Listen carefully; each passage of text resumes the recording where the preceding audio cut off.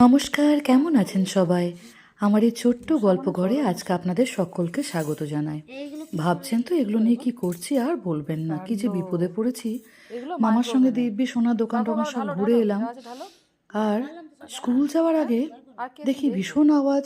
আমার কাজের দিদি বলছে, হ্যাঁ গো, এখানে তো চাল পড়ে আছে কেন? তারপর আবিষ্কার হলো একটি ইঁদুর বোধহয় ঢুকেছে এবং সে সমস্ত কেটেকুটে রেখে দিয়েছে। তখন তো কোনো রকমে ছেড়ে দিয়ে চলে গেছিলাম।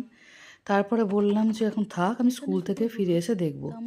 এখন এই সব জিনিস ঢালা হয়েছে, দেখছি চাল ঢুকে কাপড় চোপড় কেটে কুটে দিয়েছে। আর যেগুলো শক্ত জিনিস, এগুলো আমার মাইক্রো ওভেনে জিনিসগুলো ভরা ছিল, তো সেইগুলো কিন্তু খুব একটা কিছু করতে পারেনি। তো সেইগুলো করতে গিয়ে মশার কামড় খেয়ে তো দুজনে অস্থির। কি অবস্থা, কাপড়গুলো কেটে কুচি কুচি করে সেইখানে বোধহয় বাসা করছিল। এবারে স্কুল থেকে ফিরে একটু রেস্ট নেবো কোথায়, আজকে শনিবার। এবার পড়লাম ইঁদুরের পেছনে। এবার ইঁদুরের বিষ খোঁজো, তার ব্যবস্থা করো, এই নিয়ে চলবে আজকে। সকালে সুস্থ থাকবেন, ভালো থাকবেন, টাটা।